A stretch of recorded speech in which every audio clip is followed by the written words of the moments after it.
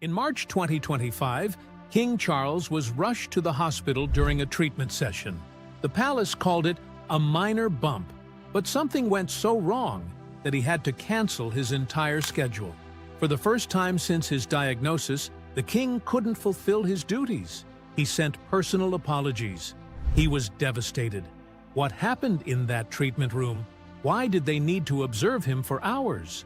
The palace keeps saying everything is fine, but insiders are whispering a different story. What they're not telling you will shock you. In January 2024, Buckingham Palace made a quiet announcement that King Charles would undergo a common medical procedure for an enlarged prostate, something thousands of older men deal with every year. The palace made sure to emphasize that it wasn't serious, that it was benign, nothing to worry about. Charles, who was 75 at the time, was admitted to the London clinic on January 26th. He spent 3 nights there, with Queen Camilla visiting him daily. When he left on January 29th, he thanked the doctors and nurses, waved to the cameras, and cleared his schedule for a short recovery. Everything seemed normal. But something happened during that hospital stay that changed everything. During the prostate procedure, doctors noticed something else. They didn't say much at first. The palace later called it a separate issue of concern. Tests were done quickly, and by February 5, 2024, less than 2 weeks later, the palace made a second announcement. King Charles had cancer. It wasn't prostate cancer. It wasn't connected to the earlier issue.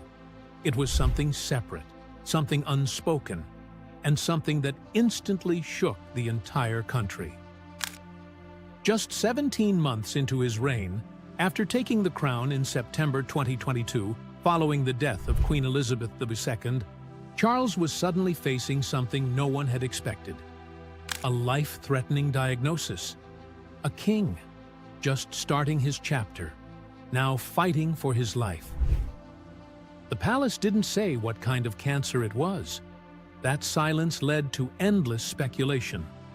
But they did confirm that Charles had already begun regular treatments and would temporarily step back from public-facing duties. Behind the gates of the palace, he would still handle paperwork, state business, and royal decisions. The throne would not go empty. But the man who sat on it now had to fight something far more personal than a political challenge.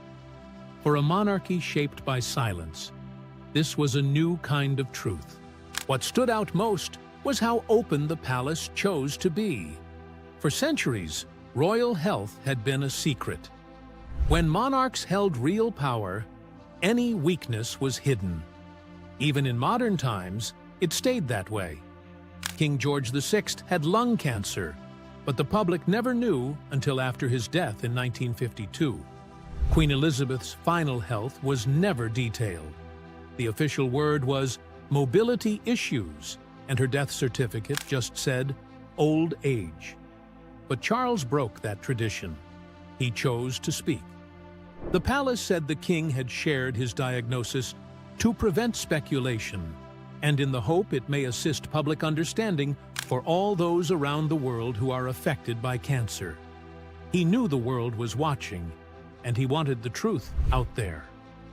When the diagnosis came, it didn't just hit one man, it hit the monarchy. King Charles III knew the weight of it. Before the world could know, he picked up the phone himself. One by one, he called the people who mattered most. His siblings, Princess Anne, Prince Andrew, and Prince Edward, heard it from his voice directly. But it was his sons who mattered most in that moment. He told Prince William. Then he reached out across the ocean to Prince Harry. Harry was living in California, thousands of miles from London, far from the crown, and all the noise that came with it. But this wasn't about royal duty. It was about a son and his father. When he got the call, Harry didn't hesitate. He dropped everything and flew across the Atlantic. On February 6, 2024, he arrived in London. He went straight to Clarence's house. The visit didn't last long, just 30 to 45 minutes, but it didn't have to. Sometimes presence speaks louder than words. And in that brief moment, whatever distance had grown between them was put aside. That same day, after speaking with both of his sons in person, the king left London and headed to Sandringham, his Norfolk estate. He needed rest, away from flashing cameras and headlines. Once the public announcement was made, the country paused. Messages poured in. People across Britain sent warm words. Prime Minister Rishi Sunak stood at the front of it all, publicly wishing the king a full and speedy recovery. He reassured the nation that the cancer had been caught early and that the king's outlook was hopeful.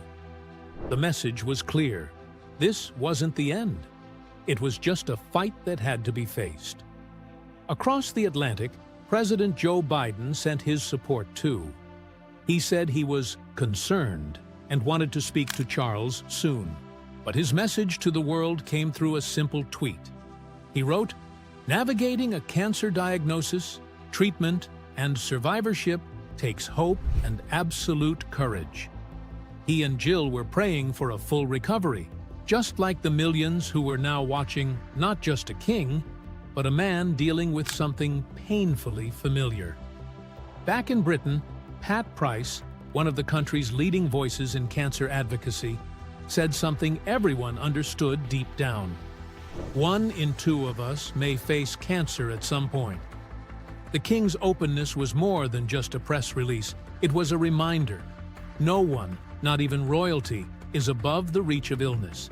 And in that truth, people saw something human, something shared.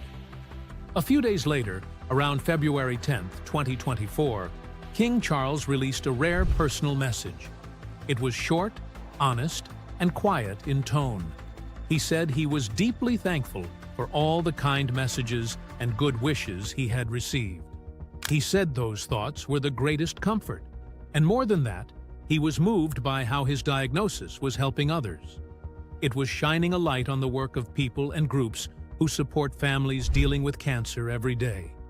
He said these causes had always mattered to him, but now, after what he was going through, they meant even more. They were personal. In early 2024, the world turned quiet when the news came out that King Charles had cancer. It was the kind of news that shook everything, the kind that made people stop what they were doing. But then, only days later, something even more shocking happened. Catherine, the Princess of Wales, stepped forward with her own truth. She too was battling cancer. It wasn't just one royal facing the unthinkable, it was 2. And they were the 2 the country looked up to the most. The king and the woman who would one day be queen.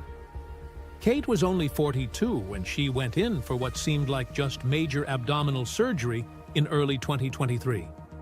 The surgery was serious, but the discovery afterward was even worse. Doctors found an unspecified form of cancer. She started preventative chemotherapy soon after. And in March 2024, the world found out. She sat down, looked into the camera, and spoke with a voice that was calm but clearly shaken. She was fighting cancer too. People across Britain couldn't believe it. At the same time King Charles was starting his treatment, Kate Middleton was quietly going through her own. The king didn't stay silent. Through a Buckingham Palace spokesperson, he said how proud he was of Catherine's bravery, how she had shown real courage by speaking out. He and Queen Camilla promised to support her and the whole family through it all. It was the kind of moment the royal family rarely had. Honest, raw. 2 people, both symbols of strength, dealing with something that didn't care about crowns or palaces. For Prince William, 2024 became something else entirely. It wasn't just royal duties anymore. It was hospitals. It was worry. It was holding his children while wondering if he might lose both his father and his wife in the same year. One palace insider said it was the hardest year William had ever known, and it showed. He pulled back from public appearances. He stayed home more. He stepped into the role of caregiver while the two most important people in his life went through treatment.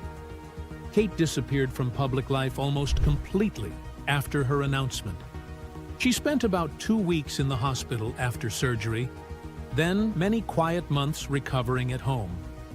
Chemotherapy isn't just medicine, it's exhaustion. It's days when you can't get out of bed. William helped care for their 3 young children during those long months. People waited, hoping for updates. And then, in September 2024, they got one. Kate had finished chemotherapy. She waited until January 2025 to share the next part. She was in remission. The word came like sunlight through clouds. Kate's voice was steady, but there was still weight behind her words. She said it was a relief to be in remission, but that recovery was slow. "It takes time," she said, "to find your footing again after cancer." She thanked the doctors and nurses who helped her. She thanked everyone who supported her. Her message was quiet, but it gave people hope, because she had made it through. When January 2024 came around, King Charles was already deep in something most people didn't know much about. Behind palace walls, doctors had found cancer. The exact kind stayed private, but the treatments had begun. Through the late winter and early spring, he quietly stepped away from the spotlight. He focused on rest, on healing, on staying alive. People wondered. News outlets speculated. But Charles stayed mostly quiet. Every now and then, a family member offered a soft update. In March 2024, Peter Phillips, his nephew, said the king was in good spirits but getting restless. He said Charles hated sitting still. He wanted to work. He wanted to be useful. And that frustration kept pushing against the reality of his condition. Charles kept asking his doctors and staff when he could start again. They kept telling him, "Not yet." Even as his body slowed, his mind never did. Charles had always been known for working long hours, staying up late reading state papers, writing notes in the margins, asking questions no one else thought to ask. That part of him didn't go away just because he was sick. If anything, it got louder. He was always moving, always trying. Camilla and others told him to ease up. They begged him not to push too far. His doctors were careful too. They knew treatment didn't follow a perfect clock. Some days were better than others. Some days, rest wasn't optional. But Charles never stopped wanting to return to normal. Then Easter came. On March 31st, 2024, the king stepped out again. He walked into St. George's Chapel in Windsor, smiling in the spring light. It wasn't a grand appearance, just family, quiet ceremony, a few well-wishers. But to anyone watching, it was clear. He was showing the world he wasn't giving up. The cameras caught him holding flowers. He looked thin, but warm. That small step meant everything. By April, the palace announced what many had hoped to hear. Charles was coming back. Not all at once, not to everything, but enough. On April 26, 2024, they said he'd resume public duties. His treatment was still ongoing, his health still fragile. But his progress was strong enough that doctors gave a green light. They said future events would be adapted to protect his recovery. It was a balance. It had to be. And Charles understood that. But what mattered most was that he was returning. 4 days later, on April 30th, 2024, he made it official. He chose his first event carefully. He and Queen Camilla visited the University College Hospital Macmillan Cancer Centre in London. There, the king met with staff and patients. He asked questions. He listened. He smiled. Someone in the crowd asked how he was feeling. He looked up and said with a small grin, "I'm all right, thank you. Not too bad." Just that. Simple, human, honest. The photos from that day showed him holding a bouquet, standing upright, speaking gently. For the people in that cancer center, seeing a fellow patient leading the way must have meant more than any speech ever could. As the weeks passed, Charles kept showing up, carefully, slowly, but always forward.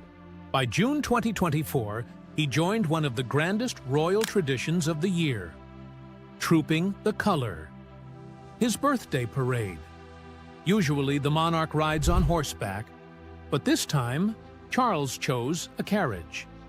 He sat beside Camilla, wearing his military uniform, saluting the regiments as they marched past.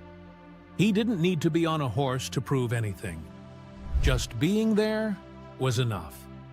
Just raising his hand in salute meant the world. By the end of 2024, things looked hopeful. King Charles had been balancing cancer treatment and royal duties for months. He was still showing up, still working, still standing tall in front of cameras, even when no one knew what the day might cost him. That fall, the King and Queen Camilla even left the country. They flew to Kenya, then moved on to Australia and Samoa. These weren't just ordinary trips. The Australia and Samoa leg mattered deeply, tied to holding the Commonwealth together at a time when loyalty was beginning to shift. What most people didn't know was that Charles actually paused his treatment for 11 days just to make that trip happen. His doctors gave him the green light. They believed he was strong enough to take the break, and the plan was clear. Treatment would start again as soon as he landed back in the UK. The trip went well. The schedule ran smoothly. Charles smiled through it all. And when they returned home in late October, the palace sounded more upbeat than it had in months. Officials even said that 2025 might look pretty normal. They were already sketching out a full calendar, including overseas visits. The palace staff felt confident again. One aide said the year would end on a high note because, for the first time, they could start planning like things were back to how they used to be. But cancer doesn't follow scripts. Even when it's under control, it can still turn the day upside down.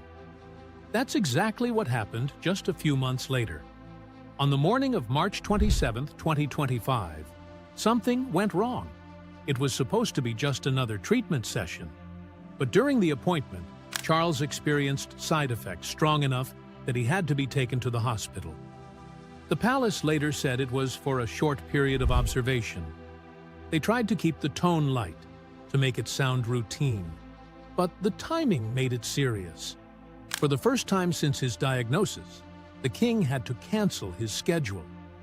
He had planned to meet new ambassadors that afternoon. The next day, he was supposed to spend time in Birmingham for royal engagements. Both were suddenly scrapped. The disappointment hit him hard. He sent personal apologies. He didn't want to cancel, but he had no choice. The palace repeated again and again that this was not a crisis. They called it a minor bump. One source even used those words exactly. The most minor bump in the road that's very much heading in the right direction. The same day he was taken to the hospital, he was released. By that afternoon, Charles was already back at Clarence House. Some aides even said he was working again from his study before the sun set. But still, the shadow of that day lingered. No one knew what exactly the side effects were. Maybe pain, maybe dizziness, maybe something else. They didn't say. They just stressed that this wasn't unusual. Not for cancer treatment, not for recovery. These things happen. Even with the quiet concern in the background, the palace didn't slow down. By the following week, Charles was said to be in good form again. The tone remained steady. His recovery, they said, was still moving in a very positive direction. Nothing about the plan changed, not even the next big trip. The king and queen were still set to go on a state visit to Italy in April 2025, just days after the hospital visit. And they did. They went showed up, smiled, shook hands, and finished every event on the schedule. It was a message to the world that the pause in March hadn't derailed anything. But to the public, that hospital visit was a quiet warning. After the scare in March 2025, the palace didn't stay quiet. They started sharing careful updates that balanced truth with calm. They didn't promise miracles, but they also didn't signal panic. By late spring, they began shaping a new picture of the king. He wasn't healed, but he was managing. And that word, managing, was used again and again. On May 29th, a senior royal aide stepped forward and gave a rare update. Charles, they said, was handling his illness incredibly well. The tone was measured, but hopeful. "The thing you learn about this illness is that you just manage it," the aide explained. And that's what Charles was doing. He was following medical advice and living life as normally as possible. That became the new message. The king had cancer, yes, but he was still showing up, still fulfilling his role, still the same man. The doctors around him had reason to be hopeful. Science had changed what cancer meant. It wasn't always a death sentence. Sometimes it became something people lived with for years. And that's what they believed was happening here. In June 2025, the Telegraph published a quiet but powerful line that came from behind palace walls. Charles, it said, might die with cancer, but not of cancer. That meant the disease might never go away, but it also might never end his life. It could stay in the background, kept in check by treatments and time. The palace didn't deny this. Instead, they let the idea settle. The king had a long road ahead, but he was on it, and he wasn't walking alone. There were other signs that the royal household was adjusting to a new reality. One decision stood out. Charles wouldn't be moving into Buckingham Palace. That grand symbol of monarchy was under renovation until 2027, but even after that, there were no plans to relocate. Clarence House would remain his base. The reason, insiders said, was partly his age and partly his health. There was no point in uprooting him during treatment. No need to force tradition when life was already fragile. This quiet choice said a lot. The crown could bend when it needed to. In July, the annual financial report came out. It's usually dry reading, numbers, spending, budget lines. But this one was different. The keeper of the Privy Purse, James Chalmers, added a personal note. He called 2024 a year of health challenges. Then he said 2025 had marked a return to normal business. He praised Charles's work ethic, saying the king had taken on a wide range of public and state duties both at home and abroad, all while still receiving treatment. Chalmers didn't just highlight Charles, he also credited the whole royal household for staying steady. He used words like adaptability and resilience. What he meant was simple. The monarchy hadn't cracked under pressure. It had flexed, and it had kept going. By the time autumn 2025 arrived, the official stories from the palace still sounded cheerful. But people had eyes, and the whispers were getting louder. Something was off with King Charles. He looked thinner. His face seemed pale. His suit no longer fit the way it used to. During a high-profile climate event in London, standing beside Prince William, he didn't look like the man who had stepped onto the throne with steady confidence. People in the room could feel it. One insider said he looked like someone fighting something much heavier than he was letting on. That line didn't just stay in the room. It ended up in the press, fueling a wave of speculation that the king's health wasn't as stable as the palace claimed. They kept saying he was doing well and handling light duties, but even those closest to him quietly admitted that the image was slipping. No matter how carefully the statements were crafted, people could see the difference. Behind closed doors, the staff started preparing. William was being brought in more often, being briefed more thoroughly, stepping into roles with a little more weight each time.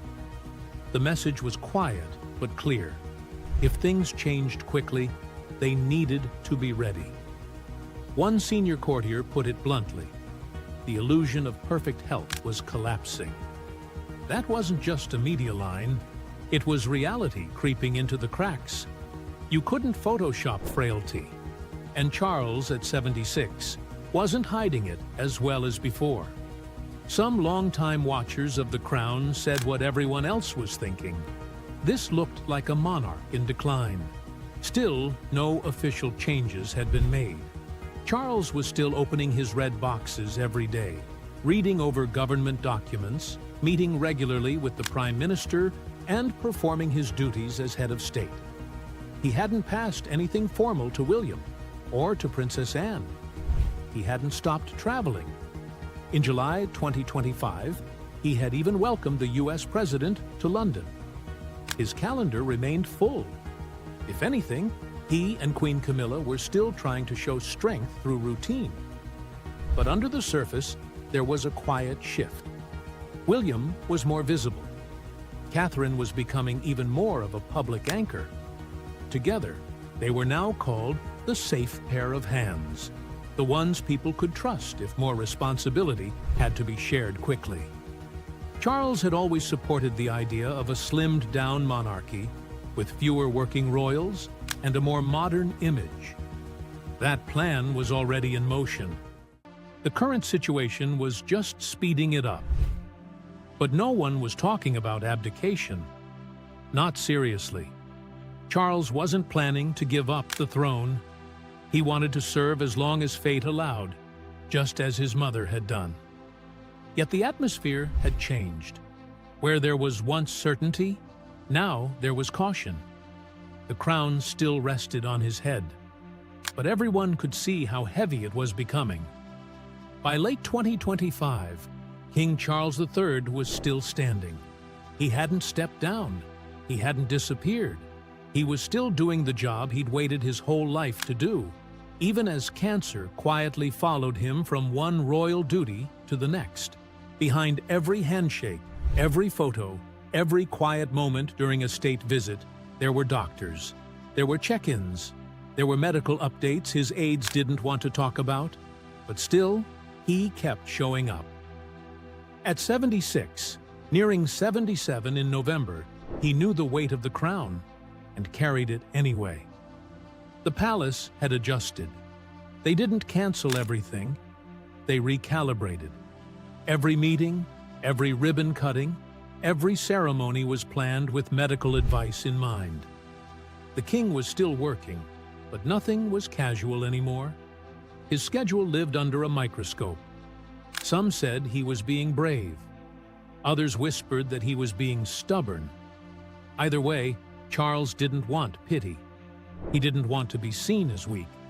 He had waited decades to be king, and now, even as cancer forced him into quiet hospital corridors between events, he refused to let go of the throne. For the public, the king's struggle changed something. People started to see him not as the distant man who once talked to plants or wrote long letters to ministers, but as someone who was suddenly human. A man fighting something he couldn't command. Sympathy began to rise. Even those who once doubted him started to soften. He looked tired, yes, but he also looked real. People understood what it meant to face sickness in your 70s. Only he was doing it with cameras flashing and headlines swirling. And there were questions. What happens if the king can't open Parliament one day? What if he can't travel for a state visit? Would Prince William take over quietly, not as king, but as something close? A kind of stand-in? A shadow regent? Or would Charles, proud as ever, insist on continuing until his very last breath? No one at the palace gave a clear answer. They didn't need to. The questions were already out there, and no one could unask them. Unlike his mother, Queen Elizabeth II, Charles didn't hide his illness. The Queen kept everything private, held on until the very end, and passed at 96 without a long public fight. But Charles didn't follow that model. He chose openness. That choice alone made history. It gave comfort to people around the world going through similar treatments. Cancer patients saw a king who didn't vanish.